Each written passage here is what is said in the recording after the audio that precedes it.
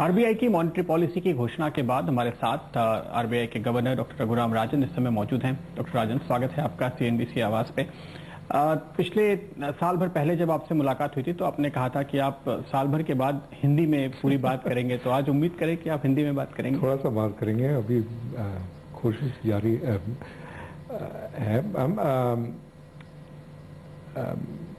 मुझे 2-3 महीने और दे दीजिए, उसके बाद मैं ठीक ढंग से बोलूँगा। बिल्कुल, लेकिन एक चीज के लिए आपको तो आज जरूर बधाई देनी पड़ेगी कि कितने सालों से मैंने पॉलिसीज पढ़ी हैं। पॉलिसी पढ़ते हैं तो आरबीआई ने जैसे कि कहा कि हमें उम्मीद है कि ग्रोथ इतनी होगी, इन्फ्लेशन इतनी होगी, तो हम खुद से सोचते हैं कि आरबीआई ने ये एज्यूम किया, वो एज्यूम किया। इस बार आपने बहुत ही डिटेल के साथ सारा कुछ समझाया है। जो भी आपकी इंटरनल रिसर्च है, अंडरस्टैंडिंग है, उसको पूरे डिटेल में आपने सामने रखा है। हाँ, हमने पहली बार एक मॉनेटरी पॉलिसी रिपोर्ट प्रस्तुत किया है। इसको बाकी दूसरे जगह में इसको इन्फ्लेशन रिपोर्ट कहते हैं। तो this is for the first time that we have presented it. इसमें सारे डिटेल्स हैं और इसलिए आपको आपने कुछ डिफरेंस पहचाना। बिल्कुल, तो ये हम मान सकते हैं कि एक स्टैंडर्ड प्रैक्टिस होगी आगे चल के। हाँ, ये स्टैंडर्ड प्रैक्टिस होगी। तो आपने जो एक खास बात कही कि आपका टारगेट है जनवरी 2016 का 6% और आपको इस वक्त लगता है कि वो 7% पे होगा, तो आप हर 2 महीने के बाद अपना प्रोजेक्शन अगर चेंज करते हैं उसके ऊपर से मार्केट एक गाइडेंस लेगा। हाँ, तो हम जो इन्फ्लेशन प्रोजेक्ट करते हैं पहले मॉडल के साथ प्रोजेक्ट करते हैं और मॉडल के हिसाब से जनवरी 2016 में 7% इन्फ्लेशन होगी।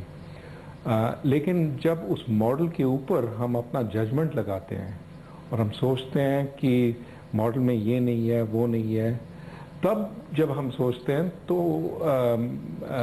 नतीजा ये है कि जनवरी 2016 में हम सोचते हैं कि 6% होगी। यानी कि मॉडल के ऊपर जब हम judgment basically think that inflation is on the path to hit 6%। ये बात आपने प्रेस कॉन्फ्रेंस के दौरान भी कही थी, तो ऐसा क्या है जो आप मॉडल में फीड नहीं कर पा रहे हैं? वो कौन से आपके असम्पशंस हैं, अंडरस्टैंडिंग है जिसको आप बाहर से समझने की कोशिश कर रहे हैं? देखिए, मॉडल में पॉलिटिकल एक्टिविटी तो बिल्कुल नहीं है कि गवर्नमेंट क्या कर पाएगी। फूड प्राइसेस, मॉडल तो स्ट्रेट लाइन प्रोजेक्शन है कि फूड प्राइसेस ये होंगे क्योंकि पास्ट में फूड इन्फ्लेशन ये थी। But you have to put on top of that your view on what action will be taken on food. Also, sometimes the model doesn't take full account of changing structures of the economy. So these are all things that we have to think about and put into our framework to get a sense of what is happening. So one of the things I've been quite heartened by is that non-food non-fuel inflation has been coming down quite steadily. That seems to suggest that the disinflationary process is underway. Now again, whether that's fully captured by the model is questionable.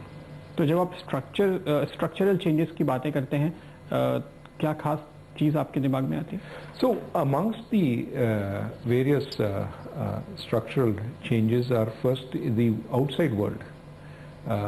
Inflation has come down tremendously.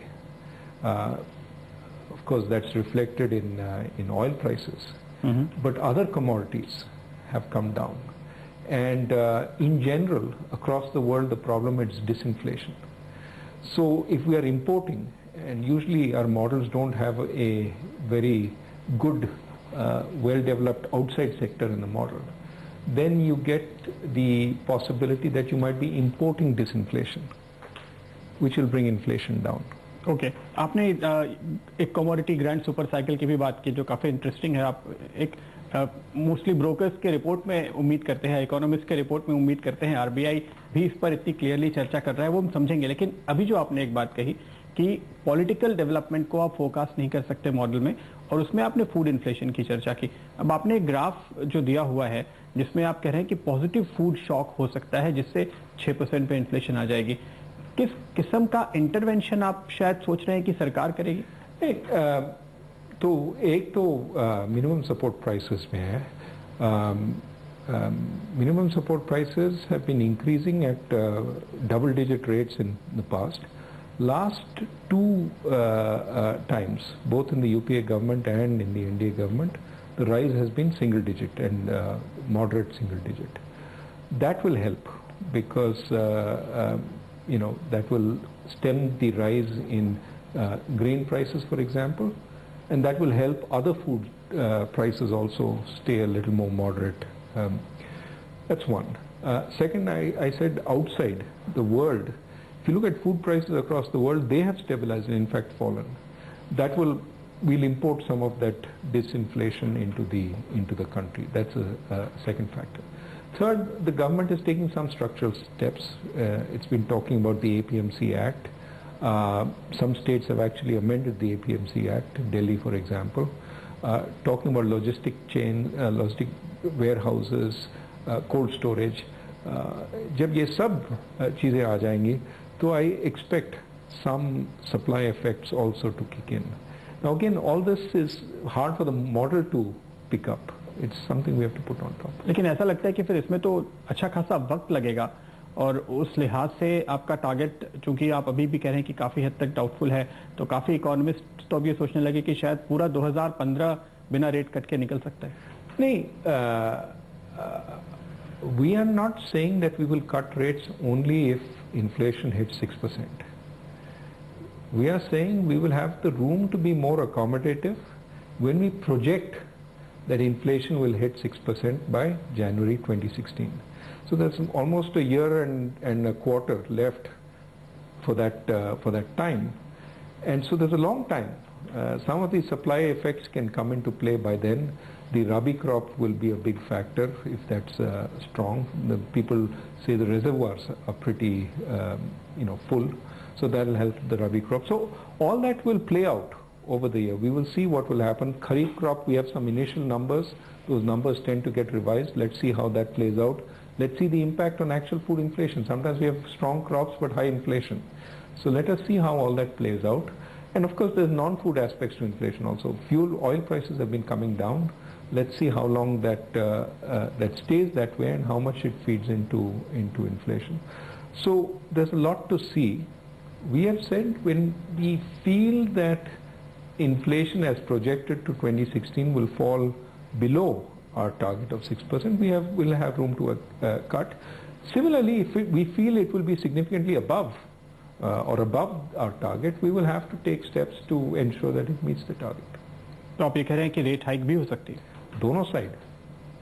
लेकिन जब आप ये मान रहे हैं कि आपका target meet नहीं होगा अभी के सर्कमस्टेंसेस में, तो आपको रेट हाइक शायद अभी करनी चाहिए। वो नहीं कहा, मैंने कहा कि we are on track to meet the target in January 2016. Okay. Because I said the model says 7 plus our judgment says 6. Let us see how it evolves. What is important to realize is in other countries the model has been perfected over many years. The economy is fairly stagnant. It's not growing at tremendous pace. And so it's well understood that the model spits out the collective wisdom of people. I mean, we're in the early stages of development. तो आपने कहा कि आप rate cut तब करेंगे जब आपको लगे कि 6% के नीचे इन्फ्लेशन आ गई, जब आपका मॉडल बताएगा या जब आपका जजमेंट होगा, क्योंकि आप तो दो अलग अलग criteria. Model plus judgment, model plus judgment. Our policy is set based on model which is based on data plus our judgment overriding it. If I did not put my judgment, I could put the model in my chair and say monetary policy is determined by the model. Can't be that way. फर्क है कि जो economist आपके model को समझने की कोशिश कर रहे हैं या उनके अपने मॉडल्स हैं उससे वो अंदाजा लगा रहे हैं, तो उनको लगता है कि 6% का नंबर प्रोजेक्ट करना बिल्कुल फैक्ट्स, फिगर्स, डेटा के आधार पे शायद अगले साल भर मुमकिन ना हो, लेकिन जजमेंट की बेसिस पे हो सकता है कि 2 महीने में हो जाए। कई लोग वो प्रोजेक्ट कर रहे हैं कि असंभव है और कई लोग प्रोजेक्ट कर रहे हैं कि उसके नीचे आ जाएगी। So I think if you look at the market, it is on either side. There are some who are saying that you'll have to raise rates. There are some who are saying that by early next year, some people are projecting January, February, you'll be able to cut rates. I am giving you the conditions that we will be looking for. But I'm also telling you that I'm staying away from projecting when those conditions will be met, because the economy is a complex economy, is evolving. And we have to see how it moves. A model is only an abstraction. It captures part of what the economy looks like. So that is why I'm saying in this complicated world, we also have to use our judgment as economists to get a sense of how we're going there.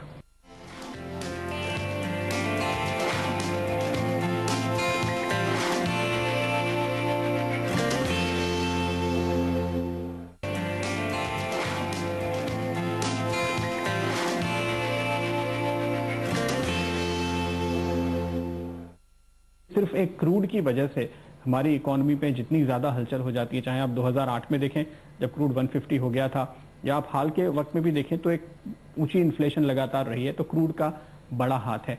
आपका क्या judgement है? जैसे आपने इसमें कहा है कि शायद वो सुपर साइकिल खत्म हो रहा है, तो अब हमें कम रेट के लिए तैयार रहें। मुझे सुपर साइकिल के बारे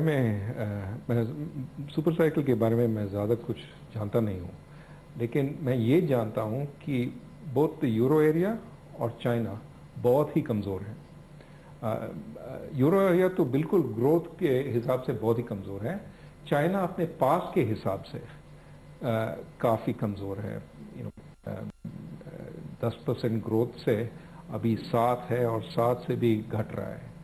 तो इसलिए मेरे ख्याल में ये जो कमोडिटीज़ हैं उनकी मांग में काफ़ी वीकनेस है। इसलिए मैं सोचता हूँ कि अगले क्वार्टर्स में थोड़ा कमोडिटी प्राइसेस में थोड़ा वीकनेस होगी। अब देखना पड़ेगा कि उसके बाद वो सस्टेन हो जाता है कि नहीं। वो काफ़ी चीज़ों पे डिपेंड करता है। पहले पॉलिटिकल अनसर्टेनिटी, अगर मिडल ईस्ट में कुछ और हो जाता है तो ऑयल प्राइसेस बढ़ भी सकते हैं, क्योंकि पॉलिटिकल अनसर्टेनिटी का महत्व काफ़ी ज़्यादा है प्राइस डिटर्मिनेशन में। और दूसरी बात यह है कि अगर चाइना या यूरो एरिया उनमें फिर से ग्रोथ उत्पादन बढ़ जाती है, तब भी प्राइसेस बढ़ सकते हैं। तो I think you can make a short term projection that over the short run it looks like commodity prices are coming down because of weakness and because political uncertainty hasn't increased too much. But we are effectively having a war being fought in the Middle East, and things can turn around in terms of growth. So I don't think we can rely on it longer term. That's why I said I can't make any projections about the super cycle. लेकिन हर साल लगातार fuel cost बढ़ते जाने का जो एक trend हमने देखा है पिछले 10-12 सालों से, खास तौर पे आपको लगता है कि आने वाले 10 साल इससे कुछ अलग भी हो सकते हैं? I don't like to make long-term projections because so many things can happen over the long term. I mean, who would have thought shale would come in, 5-6 years ago? People thought the US will keep increasing its dependence on outside oil. Now people are talking about US becoming self-sufficient. So 10-year projections, there's so many things, technology, politics, which can make big difference. If you talk about the next quarter, I think there's weakness. बिल्कुल। तो उस हिसाब से immediate तौर पे जो आपने food inflation को एक बड़ा फैक्टर बताया है, क्या एक तरीके से आप सरकार को ये संकेत दे रहे हैं कि करीबन 1% या 90 बेसिस पॉइंट की जो इन्फ्लेशन है वो सरकार मैनेज कर सकती है बजाय आरबीआई के? नहीं, सरकार का बड़ा हाथ है इसमें। आई मीन फूड इन्फ्लेशन, लोग कहते हैं कि ये आपूर्ति सप्लाई साइड की वजह से है। तो सप्लाई साइड की चीज़ें हम कंट्रोल नहीं कर सकते हैं, वो गवर्नमेंट के हाथ में है। जो हम कंट्रोल कर सकते हैं वो मांग है, डिमांड। तो अगर गवर्नमेंट मदद कर सकती है और फूड सप्लाईज, फूड मैनेजमेंट में सुधार ले आ सकती है, then we have a chance of easing winning the fight against inflation much more easily.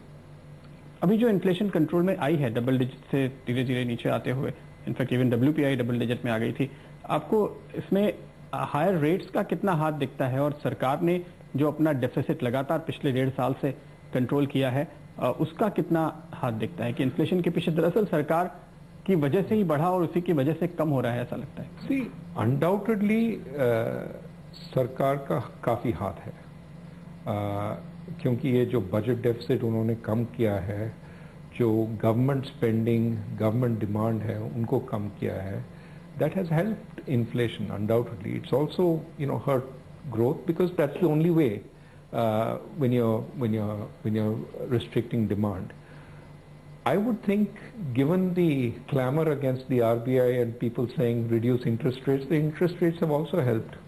Now you may say, where is it helped? In EMIs. When people look at high EMIs, they feel more reluctant to go out and buy. So I accept the blame that we are partly to blame for the slowing growth. I won't say we are the only reason. I think there are many other reasons. But you have to accept that slower growth is the way to bring down inflation. There's no other way. Unless you can increase supply tremendously, and you yourself said it takes time to increase supply. So in the short run, lower demand is the way. We're trying not to decrease demand too much, which is why we haven't increased interest rates to 18%. That is why they're still 8%. But we're hopeful that with the amount we've increased, demand is on a path such that over time inflation is coming down. We're seeing some evidence of that. Government actions, of course, help a lot, but external effects also will help, like the oil prices, like the relatively stable exchange rate. Put all these together, I'm hopeful we get to the right place. लेकिन 2 दिन पहले medicine square पे प्रधानमंत्री कह रहे थे कि आने वाले सालों में ग्रोथ बहुत ज़्यादा बढ़ेगी, और आपका जो आज का प्रोजेक्शन है उसको देखते हुए अगले 1.5 साल तक तो ऐसा नहीं लगता कि हम ग्रोथ में बहुत एक्सेलरेशन देखेंगे। हमने प्रोजेक्ट किया कि इस साल 5.5% होगी और अगले साल शायद 6.5%। तो that's quite an increase, and beyond that, of course, all these projections are not very useful because we're talking 2 years out. My hope is that if we do the right things, we get back to 7.5% growth, after which we have to do the big things. So let's see. 7-7.5 कब तक? 3 साल में। तो 2 साल, 1 साल में 6.5, 2 साल में 7 और तीसरे साल में 8.5, 7.5-8।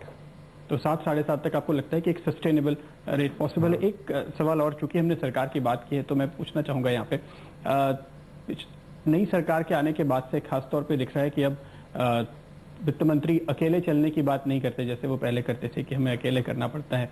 क्या कोऑर्डिनेशन कहीं ज्यादा बेहतर हो गया है? नहीं, पिछले वित्त मंत्री के साथ भी कोऑर्डिनेशन थी और इस वित्त मंत्री के साथ भी कोऑर्डिनेशन है। सरकार और आरबीआई के साथ चर्चा तो चलती रहती है, और मेरे ख्याल में मीडिया पूछती रहती है कि क्या डिफरेंसेस हैं, और जो जब हम बात करते हैं मीडिया से तो कभी कभी हम ऐसा चीज़ बोलते हैं तो वो एक नया स्टोरी बन जाती है कि हाँ डिफरेंसेस हैं।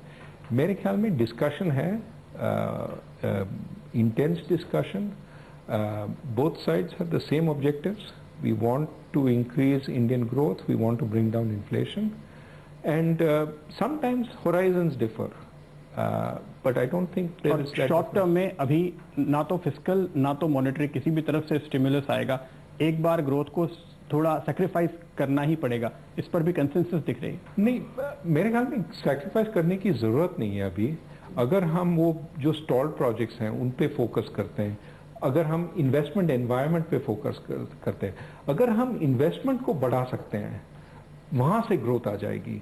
और जैसे कि इन्वेस्टमेंट बढ़ती है तब अगर इन्फ्लेशन भी कम हो जाती है तो हम ग्रोथ को मॉनेटरी साइड से भी स्टिमुलस दे सकते हैं। लेकिन मैं ये कह रहा हूं कि अभी मॉनेटरी साइड से स्टिमुलस नहीं दे सकते हैं, हम और तरीके से स्टिमुलस देने की कोशिश कर रहे हैं, जैसे कि फाइनेंशियल सेक्टर रिफॉर्म। तो इस बार आपने पढ़ा होगा कि जो मॉनेटरी पॉलिसी स्टेटमेंट है उसमें पार्ट बी है, वो पार्ट ए से लंबी है, क्योंकि पार्ट बी में बहुत सारी चीजें हैं जो हम करना चाहते हैं। फाइनेंशियल सेक्टर के स्ट्रक्चर पे कई एक कदम उठाए हैं, एक नया रोड मैप आप बनाने की कोशिश कर रहे हैं। एनबीएफसीज के लिए आप एक जो नई गाइडलाइंस लाने वाले हैं, नई घोषणाएं करने वाले हैं, उसकी बात भी आपने की है। किस किस्म के बदलाव के बारे में आप सोच रहे हैं? We are trying to take a view, risk based view, that is let us supervise the NBFCs that take money from the public or that are extremely large, but reduce the burdens on the ones that don't take money from the public or are extremely small. Now, how do we still keep tabs so as to make sure that the system does not go haywire? We're looking at the entire sector, but also there is this, we need to streamline the regulations so that there's no regulatory arbitrage. तो कहीं ना कहीं ऐसा लगता है कि आप NBFCs के मुकाबले प्रेफर करेंगे कि ज्यादा से ज्यादा एक्टिविटीज बैंक के अंदर हो, आप अलग तरह के लाइसेंस दें? हम एनबीएफसी के अगेंस्ट डिस्क्रिमिनेट नहीं करना चाहते हैं। हम ये स्थापित करना चाहते हैं कि इंडियन फाइनेंशियल सेक्टर में लेवल प्लेइंग फील्ड हो, so that banks and NBFCs compete on the same playing field. Now, NBFCs can do some things banks cannot. So we are trying not to prevent those activities. The idea is not to stop the NBFC activities, but to make sure that broadly, everything will not be the same, but broadly they are on the same playing field. बहुत बहुत शुक्रिया आपका doctor राजन, हमारे लिए वक्त निकालने के लिए।